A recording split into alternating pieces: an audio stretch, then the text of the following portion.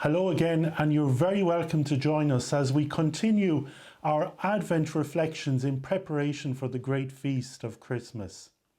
Our second Advent candle is lighting, and this week we're going to journey a little further with our Advent companions. And today we're going to journey with the prophet Isaiah. Isaiah is an important voice in both the Old and the New Testaments. And we see this importance highlighted in this week's Gospel as St. Mark uses the words of the prophet Isaiah to introduce his Gospel. He tells us, "It is written in the book of the prophet Isaiah, 'Look, I am going to send my messenger before you. He will prepare your way.' A voice cries in the wilderness, 'Prepare a way for the Lord, make his paths straight.'" And so Mark has set the scene for us. The prophet Isaiah has foretold that a messenger will be sent to prepare the way for the coming of the Lord. The messenger will be a voice who will cry in the wilderness for all around to hear, and that cry will be the cry of invitation. An invitation to prepare the way of the Lord. The messenger that Isaiah speaks about is, of course, John the Baptist, and we'll speak a little more about John next week. Isaiah foretells something that is of great interest to us, and the most important role of the Old Testament prophet is to tell the people about a word or a message that God has for them. Now, this word is not going to be just any old word. It is to be an authentic word, something that is unique and firmly placed in the lives of the people. This authenticity is very important because it distinguishes between the prophecy of the true prophet and that of the false prophet. The true prophet makes known the thoughts and cares of God for his people. And God's thoughts are made known very clearly in this Sunday's first reading from the prophet Isaiah, and they are words of comfort and consolation. "Console my people, console them, says your God." Pope Francis refers to this part of Isaiah as the book of comfort, and it signifies new beginnings for the people of Israel. The Israelites are invited to let themselves be comforted by God. Israel's exile is over, and God is calling on the people, and indeed all of his creation, to prepare the way for something new, the coming of God on earth. The valleys, the mountains and the hills are to be made low, and the cliffs are to be made into a plain. The prophet is to go to the highest mountaintop and to proclaim and shout without fear, "Here is your God." This is the task that has been given to Isaiah, to make this great news about God's coming known to the people of Israel. And then, after hearing of this great news of God's coming, we are told what this comforting God will be like. He is like a shepherd, feeding his flock, gathering lambs in his arms, holding them against his breast, leading them to their rest. This is the image of God that Isaiah presents us with.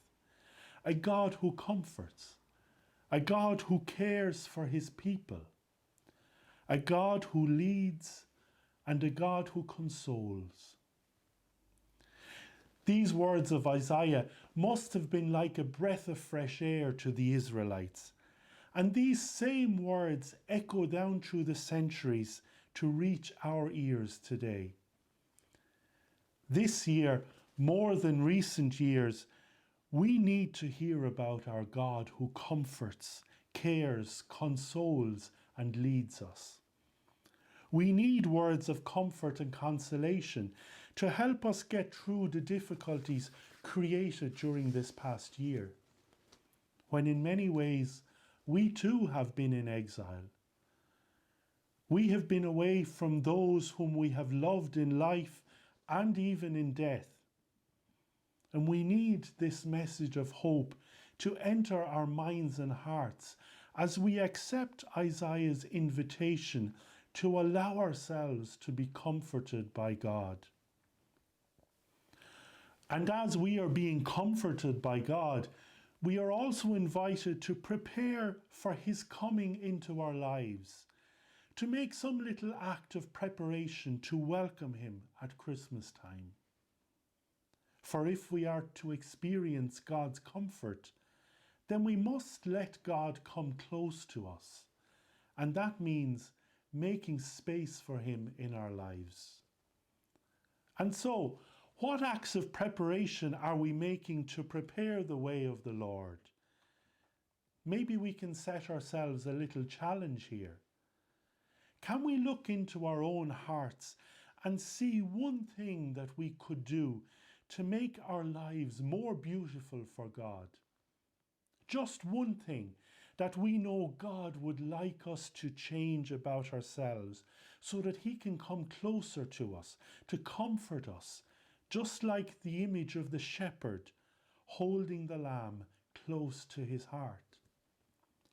Maybe it's a habit that you would like to change, a way of living that's hurting you or those around you.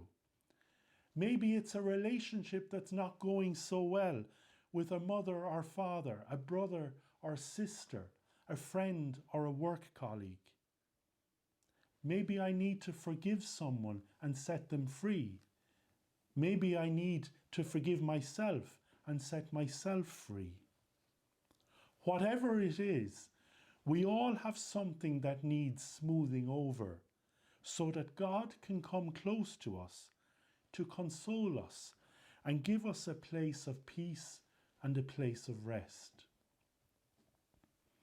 Maybe we can respond to God's invitation with gratitude because he alone is the one who opens the doors of our hearts to receive true peace and true freedom. This season of Advent really is the perfect opportunity to make that happen.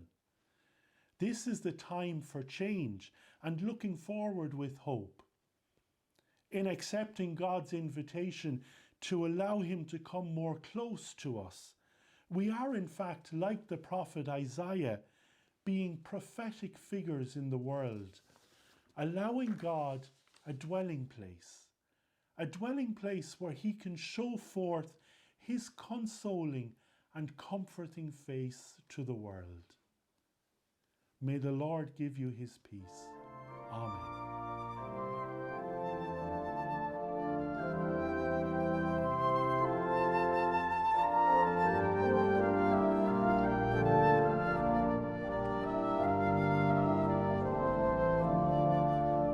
Jesus be